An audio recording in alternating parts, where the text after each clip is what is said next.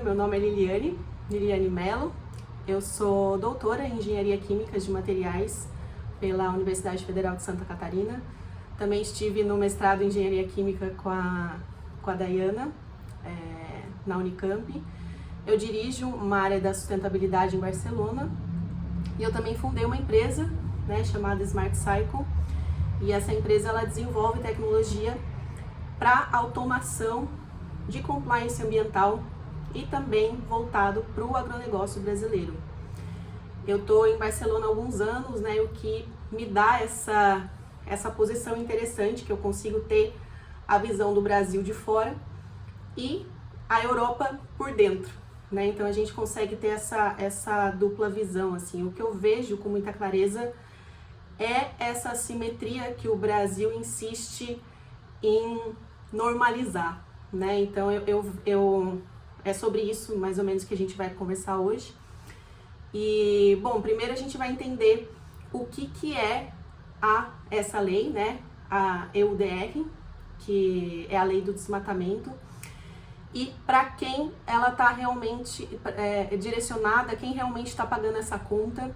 E depois a gente vai falar da rastreabilidade como uma nova moeda do comércio global, e também por que a inteligência artificial, que é o que pode definir quem domina essa corrida, Não é uma disputa, é uma cooperação, mas essa cooperação ela tem que ser igual dos dois lados. Recentemente, em janeiro, foi feito o acordo Europa-Mercosul, foi pouco divulgado, mas foi assinado. Já tem alguns anos que esse acordo ele estava em pauta e agora ele foi assinado em janeiro. Tem muito pouco lugar falando sobre isso e eu acho que essas informações elas têm que partir das universidades. Então, e o que vocês aqui, daqui da UFAL, pode também fazer sobre isso. Deixa eu passar o slide. Então, assim, toda essa regulação, ela redistribui o custo, tá? O que é essa regulamentação? Essa distribuição de custo, a gente vai ver quem que vai pagar essa conta, Se da mesma forma que o acordo União Europeia com o Mercosul é um acordo, é algo que vem das duas partes, será que esse acordo ele realmente está equilibrado em relação aos custos, em relação a quem paga, em relação a quem decide? Então, o Regulamento Europeu contra o Desmatamento, que é o que significa essa sigla, ele foi desenhado, originalmente para proteger as florestas, Então, é um objetivo extremamente legítimo e a Europa, tem todo o direito também de definir os critérios de acesso ao seu mercado a partir desse desenho, dessa lei. Mas o mecanismo escolhido, como essa lei foi transformada, ele transfere esse ônus da prova para o produtor e para o exportador, e não para o importador europeu. Então ele define as regras de como deve ser o desmatamento, só que ele passa essa responsabilidade para o produtor e para o exportador, para a pessoa que vai vender esse produto, e não para a pessoa que vai comprar esse produto. E uma vez que você parte as regras de um lugar que já teve essa exploração no passado, e eu trago sempre um dado assim que às vezes assusta as pessoas, mas a gente tem que entender que o Brasil ele tem 60% de mata nativa, 60%, e a Europa tem 1%, 3%, e também a questão... por exemplo, Estados Unidos também, que é um grande precursor do desmatamento, tem, se eu não me engano, menos de 5% de mata nativa. Então, assim, o Brasil, ele tá numa posição de definir as regras do jogo, Porque ele é o país que tem, vamos dizer assim, cacife para falar disso, Ele que é o país que tem as florestas que não estão desmatadas. Isso não tem a ver com taxa de desmatamento, porque às vezes, quando você vê nas notícias que o Brasil tem muito desmatamento da Amazônia e tal, você não coloca o valor total desse desmatamento. E isso é uma incoerência, porque quando você coloca taxa de desmatamento, às vezes a taxa de desmatamento é alta. Então, países de desenvolvimento têm uma taxa de desmatamento alta, mas não necessariamente ele tem um desmatamento total alto, né? A Europa hoje, ela tem uma taxa de desmatamento baixa. Por quê? Porque ela quase não tem floresta. Então, a gente precisa ter essa análise um pouco mais crítica quando a gente vê esses dados ambientais. Então, na prática, essa lei significa o seguinte: uma trading brasileira que exporta, por exemplo, soja para a Europa, ela precisa agora documentar toda a origem georreferenciada de cada lote, ela precisa desse mapeamento dos fornecedores, ela precisa coletar declarações de conformidade e transmitir tudo isso num sistema compatível com a exigência, que é o due diligence, que a gente fala, europeia. O custo de infraestrutura disso, ele é bastante alto, porque acaba sendo uma arquitetura de dados, né? E não só uma questão de um report, não é só fazer um documento. Você precisa fazer toda uma arquitetura de rastreabilidade de dados. E essa infraestrutura, ela não está sendo absorvida pela cadeia de forma equitativa. Então, assim, essa distribuição do custo, ela está ficando para o produtor, para a pessoa que vende, e não para a pessoa que compra. Então, grandes operadoras, elas têm uma estrutura jurídica, uma estrutura tecnológica bastante robusta, bastante alta, então eles conseguem se adaptar. Mas, quando você é médio exportador, quando você lida com cooperativa, quando você lida com pequenos produtores integrados, né, a essa cadeia de exportação, essas pessoas acabam enfrentando uma barreira que, quando você não tem um suporte, né, um suporte bastante alto, uma consultoria muito robusta, você basicamente acaba excluindo essas pessoas do mercado. Então você consegue que o grande produtor rural, os exportadores, né, maiores do Brasil dominem esse mercado de exportação para a Europa. Basicamente acaba tendo esse tipo de consequência. E o Brasil, eu não lembro a porcentagem agora, mas é bastante alta a porcentagem de pequenos produtores rurais no Brasil, né? Então eles basicamente acabam ficando um pouco por fora desse jogo por essa questão de estrutura de dados. E aqui que está o ponto que eu quero que fique, né, fixo na cabeça de vocês, que o resultado, ele não é necessariamente mais floresta preservada, né? Que é o intuito final da lei, que é o intuito final de leis ambientais. Ele acaba sendo concentração. Então acaba excluindo os pequenos, né? Deixando os grandes um pouco mais soltos para fazer esse comércio exterior. E quem sobrevive à regulação europeia não é necessariamente quem produz melhor, porque muitas vezes o produtor rural pequeno, ele consegue fazer uma agricultura muito mais regenerativa do que um agricultor grande. Então, acaba sendo isso, acaba sendo quem tem maior capacidade de documentar a sua produção. E existe uma diferença importante entre a regulação que acaba incentivando as boas práticas e a regulação que acaba selecionando uma capacidade administrativa, né? Então, essa lei, como ela está sendo implementada, pode ser que ela seja a segunda opção. E o Brasil, ele precisa entrar nessa discussão com mais profundidade, ele precisa ser o protagonista de quem define as leis. Ele está sendo a pessoa que recebe o protocolo, ele não está participando tanto ativamente da definição de como vai ser conduzida essa lei. Não para questionar essa questão ambiental, mas para questionar a questão da soberania energética, da soberania sobre a questão da produção rural. Então, dentro dessa cadeia produtiva brasileira, ele está sendo meio posicionado como responsável por uma conta que ele não gerou, né? Então, é isso que também entra aí a reflexão.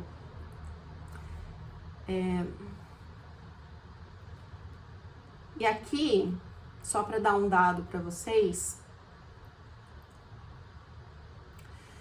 a gente entra na parte do biometano, né? O que o biometano tem a ver com isso? Onde que eu posso adicionar aí essa questão da energia, que é uma energia renovável, dentro dessa regulamentação que envolve agricultores, que envolve rastreabilidade de dados, que envolve traçabilidade também. Basicamente, o biometano ele é produzido, né, a partir dos resíduos agroindustriais, né, então o bagaço de cana, então são exatamente os setores sobre esse direito dessa lei. Então entra o bagaço de cana, a vinhaça, dejetos de suínos, bovinos, resíduos florestais, lodo de esgoto. E quem produz o biometano a partir dessas fontes precisa comprovar a origem limpa da cadeia produtiva, do qual esses resíduos vieram. Essa é a questão da rastreabilidade. Você tem um resíduo, mas agora não é só ter o resíduo, é dizer da onde ele veio e provar isso. Eu falo que o meu resíduo veio do bagaço de cana. Como que eu provo isso? Onde é que está documentado isso? E como que eu faço essa traçabilidade dos dados? E tem essa inversão importante aqui. O biometano, ele não é apenas afetado por essa lei, ele pode ser uma solução de conformidade do agronegócio. Entende? Então, essa é a relação. Você consegue ter uma conformidade de lei, ou seja, um compliance dessa lei, pela solução que o biometano faz. Então, uma propriedade que captura metano, por exemplo, dos dejetos dos seus animais e converte o biometano, ele também está ao mesmo tempo gerando energia renovável e documentando uma prática que reduz esse passivo ambiental, né? Então ela está direcionada aí para a lei da regulamentação europeia. É um compliance e uma geração de valor na mesma operação. E o mercado europeu do biometano, ele já vale esse valor aí, ele já vale 4,3 bilhões, né, de dólares. Então já são aí mais de 1.600 usinas operando, e a meta da União Europeia é chegar a 35 bilhões de metros cúbicos por ano até 2030. E esse mercado, né, que na verdade a gente tem 4 anos aí, esse mercado ele precisa da matéria-prima, ele precisa de resíduos rastreados e ele precisa de cadeias limpas. E o Brasil tem tudo isso. E ainda assim, ele não está na mesa onde as regras são definidas. O Brasil ele tem toda essa capacidade de matéria-prima, mas ele não está no poder de decisão, né, no poder de definição dessas regras, basicamente. E aqui entra essa nova moeda do comércio global, porque afinal você não está mais lidando no mundo hoje em dia só com a questão do petróleo. Eu acho que às vezes a mídia, principalmente a brasileira, ela se distrai um pouco com o petróleo, porque o Brasil ele tem algo muito mais valioso do que o petróleo em relação à energia. Então, os grandes líderes mundiais, né, o Trump, a questão da China, a questão dessa briga dos recursos naturais para a inteligência artificial, ela acaba pegando o protagonismo da história. Mas, na verdade, são justamente os países que têm essas matérias-primas que deveriam ser o protagonista nessa nova era da inteligência artificial. Então, está trocando um pouco a nova moeda do comércio global. Com essas leis, com essa questão da necessidade da energia renovável, entra também a questão da água, mas nem é o foco, né, da palestra, mas a água também é um recurso natural extremamente importante para essa próxima era. Tudo depende de água, e o Brasil ele tem a maior reserva de água do mundo, né? Ele tem a maior reserva de água do mundo e ainda ganha de lavada do segundo lugar, né? Que é a Rússia, que tem quase que metade da nossa capacidade de água. Então, deixa eu apresentar uma ideia aqui que vai além dessa regulamentação. Que existe uma palavra que aparece em quase todos os regulamentos europeus, né, nos últimos 3 anos, que é essa palavrinha rastreabilidade. Então, o Brasil ele precisa também, né, tá nas universidades aí dizendo sobre rastreabilidade de dados, sobre traçabilidade, que é uma coisa que na Europa já vem sendo discutida muito fortemente, principalmente em relação à sustentabilidade e às regulamentações europeias. Então, como vocês sabem, a sustentabilidade ela tem 1000 siglas, né? Ela tem várias letrinhas, assim, é até difícil acompanhar, mas essas leis que eu coloquei aqui são uma das principais que afeta diretamente, assim, esse comércio exterior para a Europa, que é a lei do desmatamento, que é a lei da PPWR, que ela é Packaging and Packaging Waste Regulation, ou seja, todo o material de packaging, todo o material que você vende, tanto primário, secundário quanto terciário, precisa dessa rastreabilidade. Ou seja, tudo aquilo que está tanto na parte do produto, né, aquilo que engloba o produto, o packaging desse produto, quanto a parte do terciário, né, de venda do transporte do packaging desse produto, está incluso nessa lei. E você tem que ter a rastreabilidade desse material. A SPR e a CSRD, que são regulamentações bastante rígidas da União Europeia, e vai bloqueando um pouco esses mercados. Então, são 4 regulamentos diferentes e uma lógica, né, dentro desses regulamentos. Que quem não consegue provar a origem, a composição e o impacto que produz, ele perde acesso ao mercado europeu. E isso não é uma punição, ele é como se fosse um requisito de entrada para esse mercado. Bom, falando um pouco sobre os padrões de dados, né? Os formatos que esse reporte tem, o sistema de verificação, a questão de como que você coloca os dados de conformidade no mercado, a questão de como que você envia esses dados para o seu comprador, como que você vende isso para a União Europeia. Tudo isso ele está sendo definido por reguladores, pelas indústrias, pelos consórcios tecnológicos europeus. E, de novo, o Brasil ele não está entrando nesse jogo. Ele está ficando esperando o regulamento chegar. Ele está esperando que essa lei chegue para ele cumprir. Quanto ele deveria usar esse poder que ele tem, né, para poder ser o protagonista aí da história.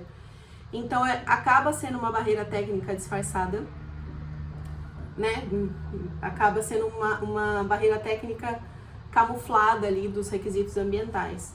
Então, para o Brasil, isso representa um desafio que vai muito além desse compliance, né? A pecuária, a soja, o cacau, o café, que são os grandes produtores para o comércio exterior.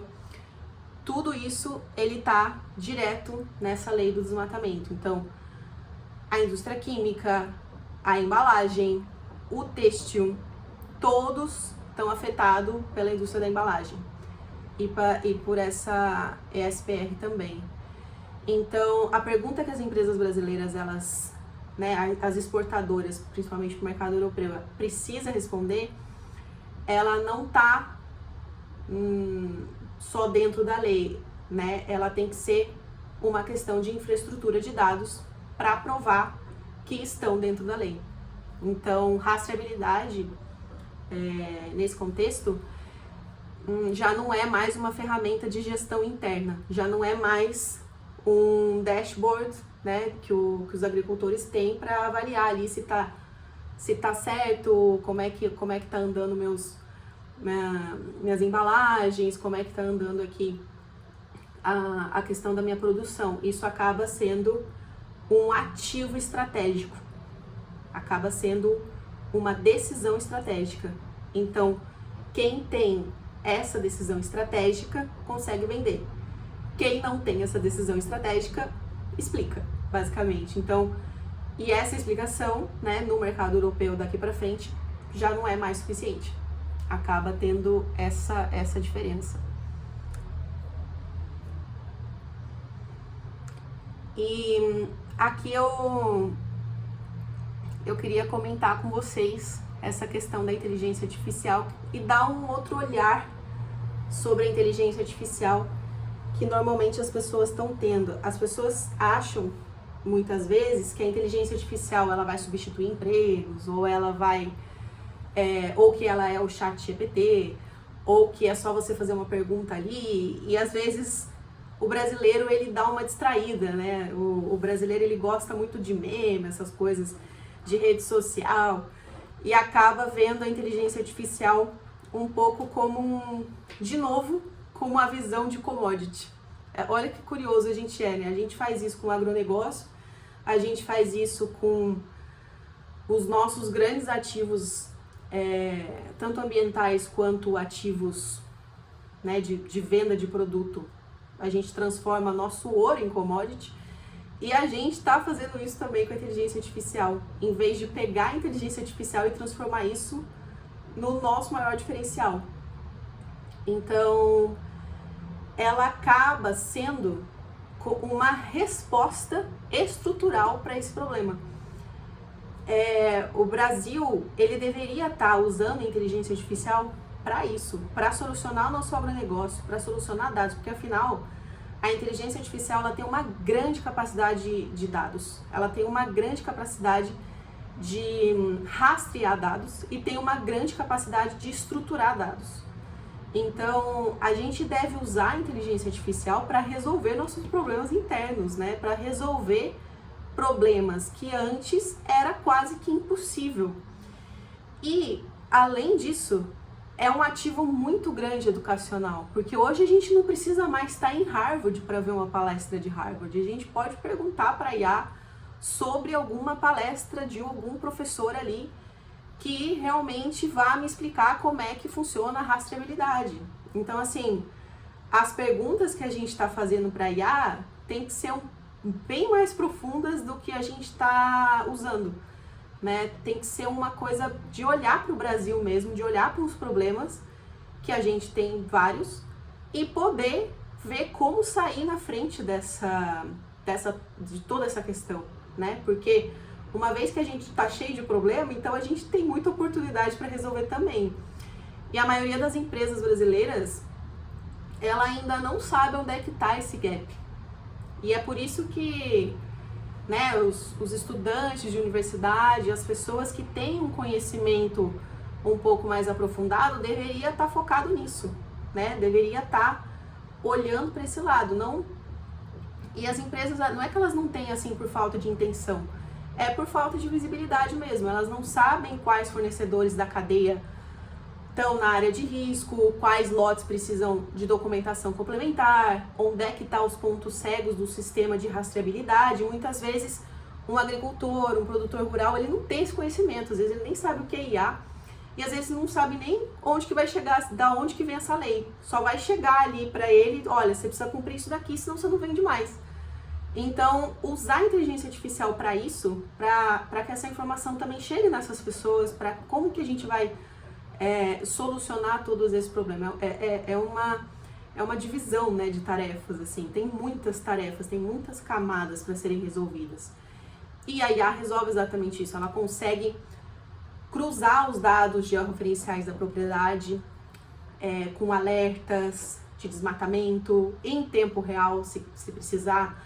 Ela consegue mapear automaticamente uma cadeia de fornecedores com centenas, né, de elos. Ela consegue gerar relatórios de due diligence em formato, né, que os sistemas europeus reconhecem como sendo válidos. Ela também consegue fazer isso em escala com um custo muito menor do que qualquer estrutura manual, que hoje ainda é manual. Muitas vezes, muitos documentos, e muitas vezes, às vezes, nem está digitalizado ainda. Então, tem muitas camadas que podem ser resolvidas com inteligência artificial.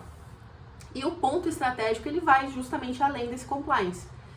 Ela permite que o Brasil construa a sua própria infraestrutura de dados, não dependendo de plataforma europeia, não dependendo de plataforma americana para administrar suas informações.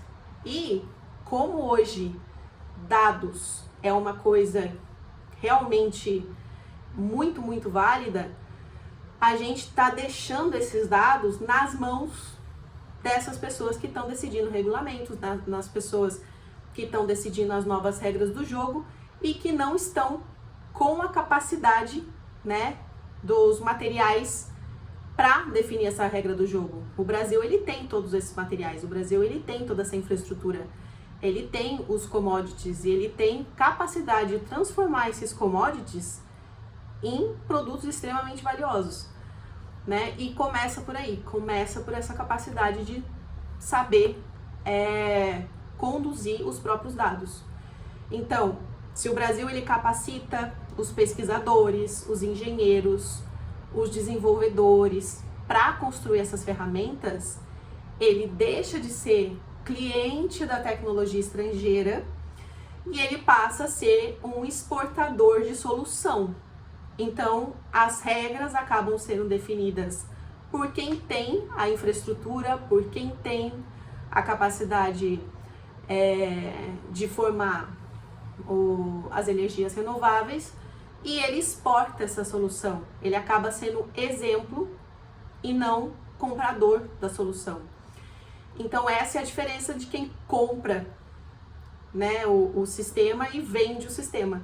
Então, essa escolha ela está sendo feita agora, nessa década, por decisões, inclusive, de universidades, como a Universidade Federal aqui. Então, todas as universidades elas deveriam estar um pouco mais focadas em ser os protagonistas e em ser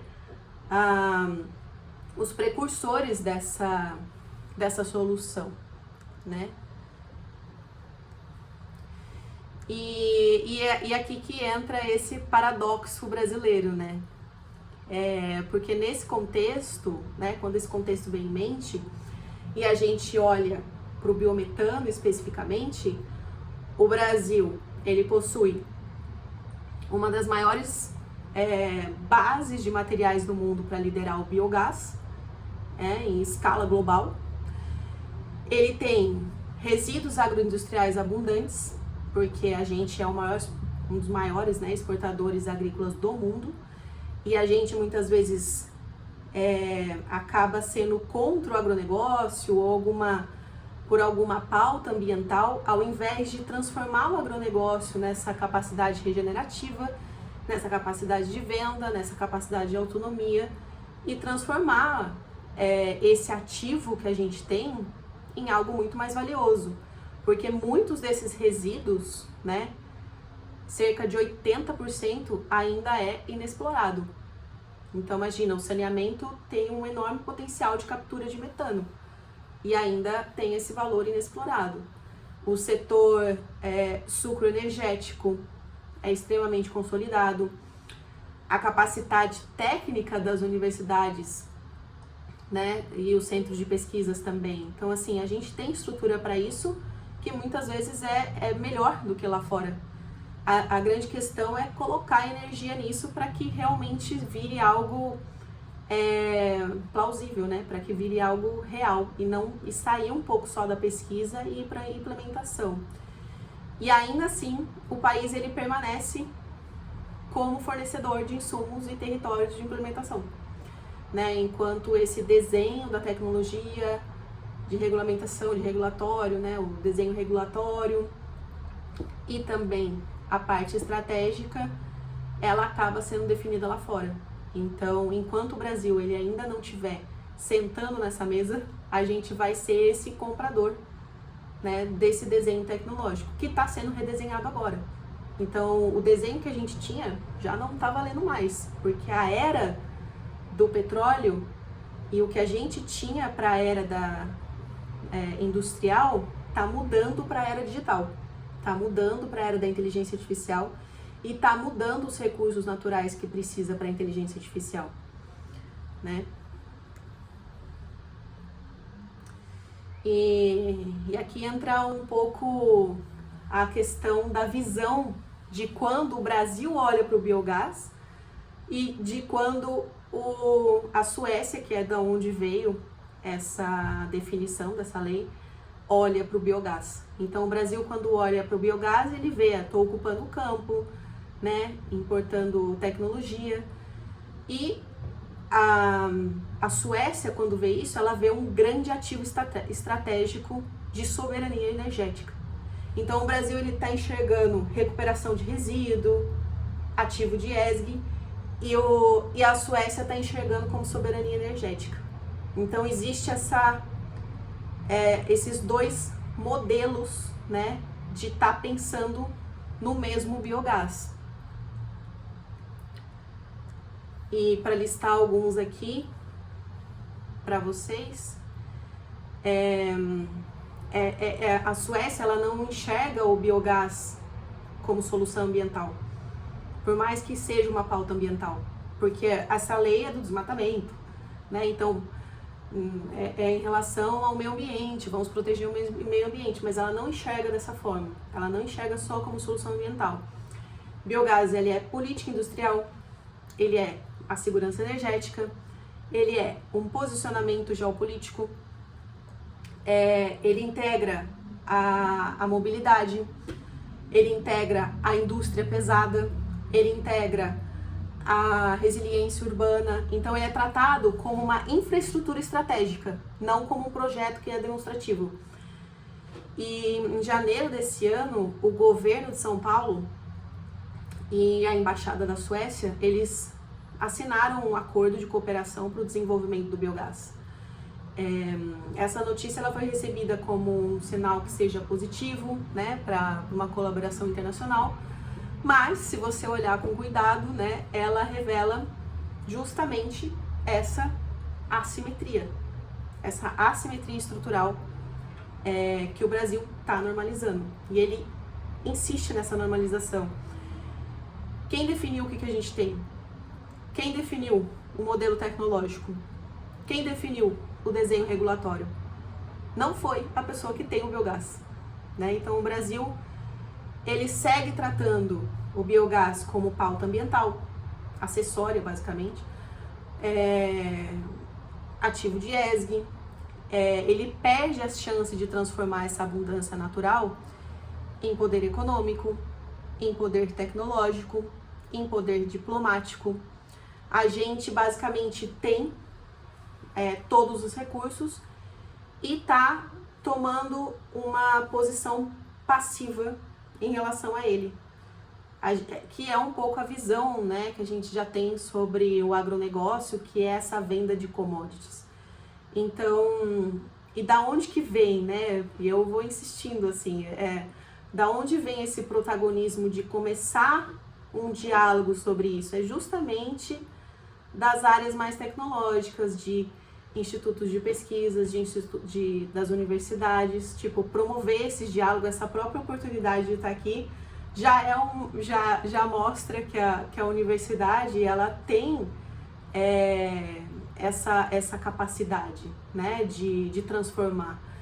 Então, só de estar presente, de ver tanta gente presente e interessada nesse assunto, já é um bom sinal, já é um sinal de que a gente está começando os primeiros passos. Mas precisa tomar essa insistência, precisa ir realmente para o mercado, precisa sair, né, da teoria e realmente ir para a prática, realmente ir para os... tá presente, tá sentando nas mesas de decisões, né, e insistindo nisso, porque ninguém vai te convidar, né, você tem que um pouco ir insistindo nesse sentido. Então, essa troca assimétrica, ela é mais ou menos isso. Ela é um resultado um pouco previsível, né, as cooperações internacionais que poderiam ser plataformas de liderança acabam reforçando essa dependência de outros modelos. O Brasil, ele acaba exportando o potencial e importando o modelo, ele exporta os resíduos e ele importa a narrativa, ele exporta a oportunidade e importa esse atraso estratégico, porque até você se adaptar à estratégia definida, já foram alguns anos. Então, até você se adaptar a essa estratégia, você vai estar ali apagando fogo, pagando multa, né? Então, às vezes a informação ela chega um pouco tarde e às vezes é de propósito que a informação chega um pouco tarde. Então, a transição energética, ela não é neutra. Ela vai redistribuindo esse poder, ela vai redistribuindo, definindo, né, as cadeias de valor, ela vai criando novos centros de influência né, se o Mercosul entende isso antes da Europa, ele acaba tendo um protagonismo. A Europa já está se adiantando em relação às leis, porque é nesse ponto que ela pode, porque ela já não tem os recursos naturais. Então, ela vai focar na lei, né? Então, ela acaba definindo a estratégia nesse quesito. E o Brasil, por ter muito recurso natural e por ter muito commodity, ele acaba vendendo muito mais barato do que ele poderia estar vendendo, do que ele poderia estar, se ele tivesse, né, tomando esse protagonismo. Então, aqui, para não dizer só teoria, né, o que a gente precisaria mudar estruturalmente, né? São, basicamente, eu citaria aqui 3 decisões para esse tipo de estratégia, que você pode pensar, tá, mas por onde que eu começo, né? O que eu faço primeiro? Onde que poderia estar a oportunidade dessa mudança, desse protagonismo? Então, primeiro, tratar o biometano como infraestrutura.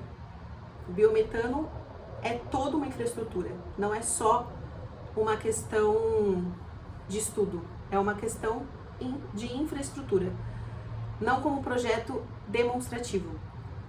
Então entra mobilidade pesada, indústria e uma resiliência urbana precisa do biometano como base energética, por exemplo.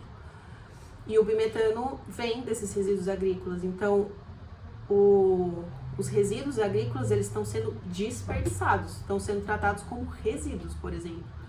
Então, como que a gente faz essa infraestrutura para que isso não seja tratado dessa forma? Então, enquanto esse setor ele for tratado como essa vitrine de sustentabilidade, ele não vai conseguir ganhar escala. A segunda questão seria integrar essa lei, né, do desmatamento como essa alavanca do mercado e não como barreira.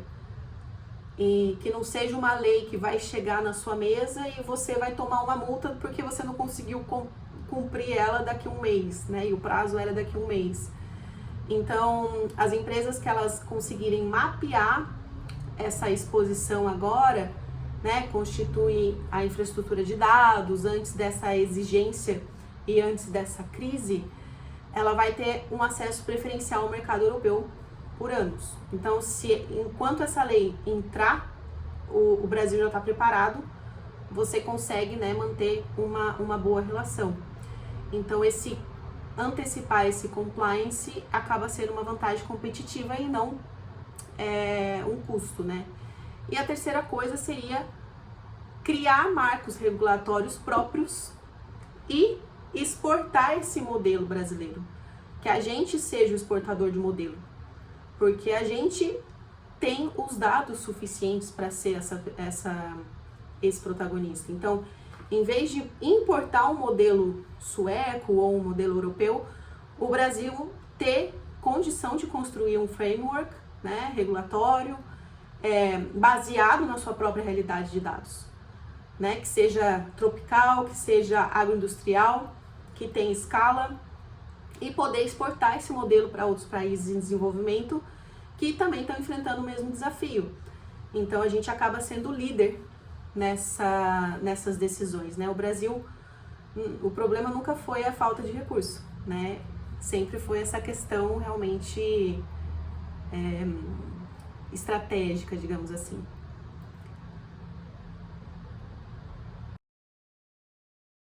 Também para vocês, se vocês quiserem entrar em contato, a gente trabalha com automação desses compliance, com a inteligência artificial, e eu fico muito assim feliz de conseguir também passar isso para o Brasil, porque muitas pessoas que vão para fora do país acabam construindo isso para fora, né? A gente começa a desenvolver produtos em inglês, né, em outras línguas, e eu acho muito legal poder desenvolver esse tipo de coisa em português, né? Que a gente possa desenvolver eu quero fazer o contrário. Eu quero traduzir as leis, né, do português para o inglês e não o contrário.